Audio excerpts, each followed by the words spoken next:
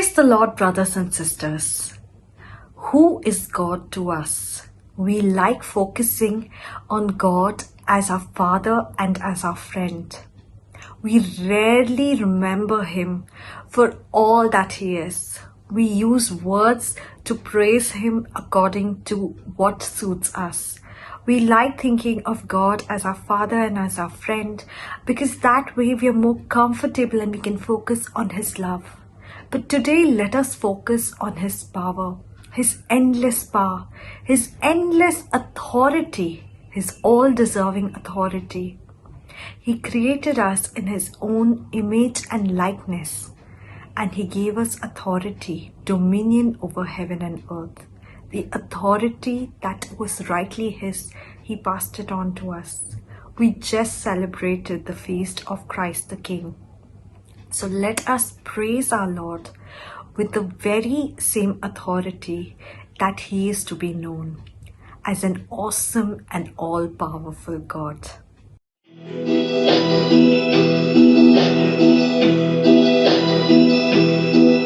When He rose up His sleeves, He ain't put it on the ring. Our God is an awesome God. The thunder in its footsteps and lightning in its face. Our God is an awesome God. Well, the Lord wasn't joking when He kicked him out of Eden. He wasn't for a reason that He said He's God. John is very close, so you better be believing that our God is an awesome God. Our God is an awesome God. He reigns from heaven above with wisdom, power, and love. Our God is an awesome God. Our God is an awesome God. He reigns from heaven above with wisdom, power, and love. Our God is an awesome God. When the sky was starless in the void of the night, Our God is an awesome God. He spoke into the darkness and created the light. Our God is an awesome God. Judgment and love He poured out the Son. Mercy and grace He gave us at the cross. Hope that we have now to make you forgotten that our God is an awesome God. Our God is an awesome God. He reigns from heaven above with grace and power and love. Our God is an awesome God. Our God is an awesome God. He reigns from heaven above with wisdom, power, and love. Our God is an awesome God. Praise you, Jesus. Praise you, Jesus. Praise you, Jesus. You are an awesome God. Thank you, Lord. Praise you. Glory be to you, Lord. Thank you, Jesus. Thank you, my Master, Lord. Thank you, Lord. You are the Lord of Lords. Thank you, Lord. You are mighty God. You are the Prince of Peace. Thank you, Lord. Praise and glory and honor. Thank you, Lord. You will never praise my awesome God. Thank you. Praise and glory and glory to you, Lord. Thank you. Praise Jesus. Many a times, the people, the place, the situation, and the problems in our life blur the image of God in front of us, and we start relying on our own self instead of relying on God. These are the times let us remember who our God is and what He does for us. He does not need our praises. He does not need our prayers to manifest His will in our lives. He does not need to save us. He wants to save us. That is who God is. And anytime we start relying on ourselves and forget God, let us remember this scripture verse, Ephesians chapter 2, verses 8 to 11. It goes, "For by grace you have been saved through faith, and this is not your own doing. It is the gift of God, not the result of works, so that no one may boast. For we are what He has made us, created in Christ Jesus for good works, which God prepared beforehand to be our way of life. Let us surrender everything that takes us away from God. In heavenly armor we'll enter the land. The battle belongs to the Lord. No weapon that's fashioned against us shall stand. The battle belongs to the Lord. We sing glory, honor, power and strength to the Lord. We sing glory, honor, power and strength to the Lord. When the power of darkness comes in like a flood, The battle belongs to the Lord. He's raised up a standard, the power of His blood. The battle belongs to the Lord. We sing glory, honor, power and strength to the Lord. We sing glory, honor, power and strength to the Lord. When your enemy presses in hard, do not fear. The battle belongs to the Lord. Take courage, my friend, your redemption is near.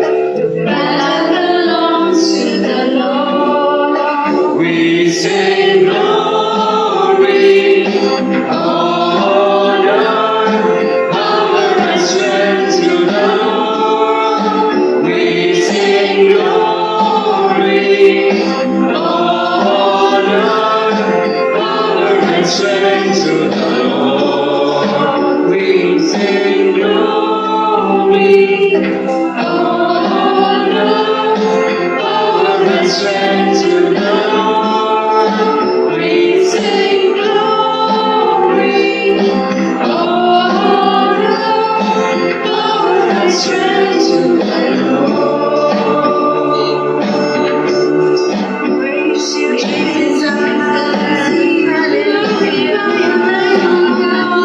Hallelujah. Hallowed be thy name. Praise the Father. Praise the Jesus. Praise the Lord. You are what we long for. You are what we need. Praise hallowed be thy name. Jesus, Jesus, you are our true hallelujah. Hallowed be thy name.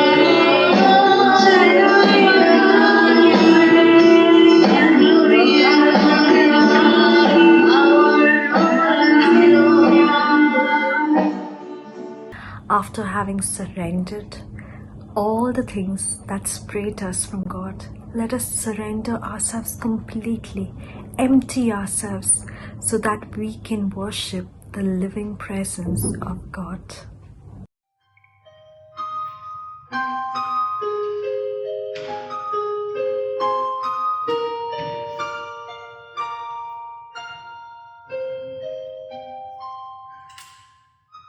Spirit of the sovereign Lord, come and make your presence known, reveal the glory of the living God. Spirit of the sovereign Lord, come and make your presence known, reveal the glory of the living God. Let the rain of your glory cover us. Let the light of your river flow. Let the truth of your kingdom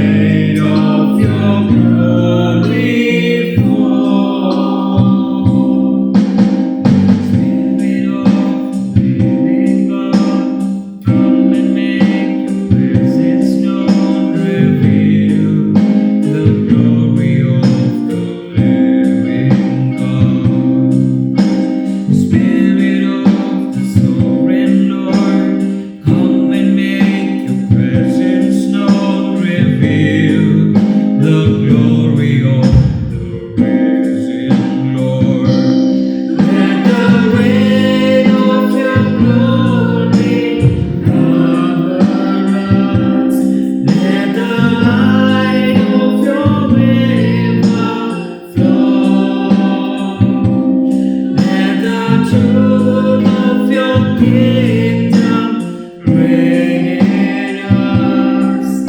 Let the weight of your glory,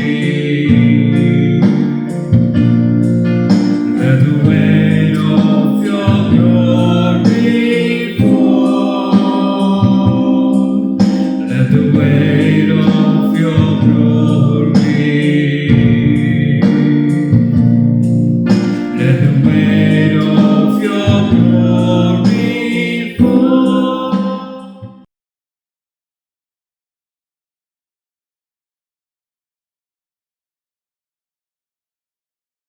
Praise the Lord, brothers and sisters. So, today I'll be reflecting on the topic Free My Mind. So, this is continuation of what Brother Victor had mentioned about.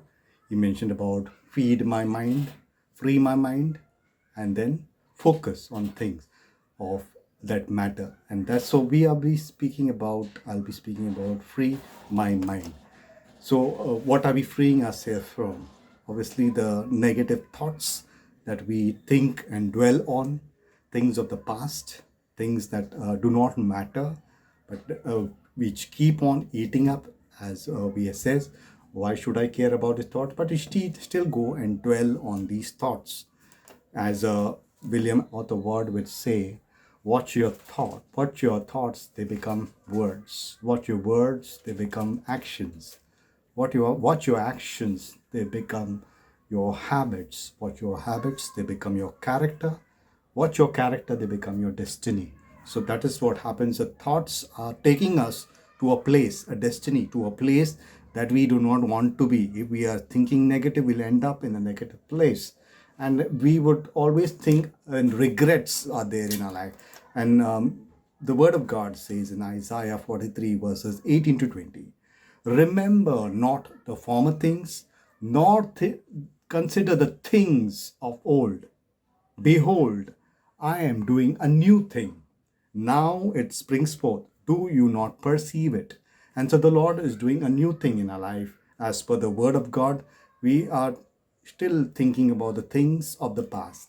As even St. Paul would write to the Corinthians, 2 Corinthians chapter 5, verse 17. Therefore, if anyone is in Christ, he is a new creation. The old has gone and the old has passed away and the new has come in. And so that's what is God's word, which says that the old has gone but the new. But we keep on dwelling on unwanted thoughts that are troubling us and eating us. What is eating us? So there was an example of the boy that was eating well but not putting on weight, that Brother Victor shared about. Why? Because something is eating that person. And many times we also have that same thing. What are those unwanted thoughts? Normally, negative emotions of anger, hatred, past emotions of the past. Someone said something in the past and still it's hurting us. Still, we are living by that. And many times it would be in terms of hatred. It turns up into eating us. So as you have into suicidal tendencies, we think that we are losers and end up holding on to them. And so this is what we normally have. Normally, these two types of thoughts. There will be conviction and condemnation. Conviction is what comes from God. Comes from the Holy Spirit. Conviction is something that I've done wrong and I feel sorry about it. Not only feel sorry, but I want to do something about it. But condemnation is something that keeps us going on and thinking I am a bad person. And I keep on dwelling on that I'm a bad person. There is a difference between Saint Peter and Judas. Judas also repented. Saint Peter also repented. However, what happened? The consequences are different because there was condemnation in the case of Judas. But in the case of Peter, it was conviction. Judas thought about committing suicide because his thoughts were troubling him that he had betrayed the Messiah. Though Peter didn't go and commit suicide because he believed in the forgiveness of the Messiah. And that is the difference between the two. The condemnation will always lead us into guilt. As Romans 8:1 says, there is now no condemnation for those who are in Christ Jesus. So that is what happens to a person who is condemned. And many times we self-condemn ourselves. We think, that, oh, I've done this wrong. Something has happened in the past, but we still hold on. And that is where this verse was given by Brother Victor, 2 Corinthians chapter 10, verse 3 to 5. Indeed, we live as human beings, but we do not wage war according to human standards. For the weapons of our warfare are not merely human, but they have divine power to destroy strongholds. So we have some words coming in: weapons, warfare, strongholds. Weapons, we know that St. Paul had described in Ephesians chapter 6, verses 10 to 18, about the spiritual armor of God that we need to use in our battle. But here there's a warfare going on in our mind. As one grandfather was asked by a grandson about a story, he told a story that there are two wolves fighting in your mind. And then the child asks, who won? The one whom you feed will win the battle. And that's what happens. We had reflected on feed my mind. Feeding with the right word of God will obviously lead to the right things happening. However, if we feed with the wrong things, we will end up losing the war. And that is a warfare going on in the mind. It's a fight, a battle. And the verse 4, it mentions, or 5 mentions about, it also mentions about destroy. We destroy arguments. So there are some arguments going on in our mind. Some are negative, some are positive. And always the negative takes over the positive, because we feed the negative more and more by self-condemning us. And that's against, there are some proud obstacles, because what are strongholds actually and proud obstacles? These are the negative thinking patterns that we have already built up. Simple example is in a childhood, if a parent said, if you don't do this, God will punish you. God will punish you. And that went in our mind as a child. Still as a grown up, we think that God will punish us, because if we don't do this way, this legalism, that's where we end up actually building up on something that the evil one is feeding us. Evil one is still saying, okay, God will punish you, you have done this, God will punish you, what you did in the past. And then we keep on holding, and then we cannot hold that captive. St. Paul says we have to hold that thought captive. We have to capture the thought, we have to defeat that thought. And that's why he says you have to wear the armor, as is mentioned in Ephesians chapter 6, verses 10 to 18. It says, finally be strong in the Lord, in the strength of his might. So might, it's something that is given to us. Something that is given to us. And verse 14 onwards says, stand therefore, having girded, means wearing the belt of truth. And what is the truth? This is a question asked by Pilate. Jesus standing in front of him. Jesus had mentioned in John 14 verse 6, I am the way, the truth, and the life. Jesus is the living word, and that is what is truth. We are wearing the truth as a belt of truth. We need the pieces of armor in order to fight these thoughts. These thoughts are in the mind, and the battle is in the mind. And so the breastplate of righteousness, the helmet of salvation, the sword of the Spirit, which is the word of God, this is required for our battle. These are the pieces of armor required for our battle. And so we should fight this battle with the Lord. Because he's given us this. And now this battlefield in the mind, how do we win this battle? Because these thoughts will only, as we said, if we feed the right thoughts, then only we'll win the battle. You have to feed God's word, then only we'll win the battle. So there are some R's that will be written, the letter R. The first one, recognize.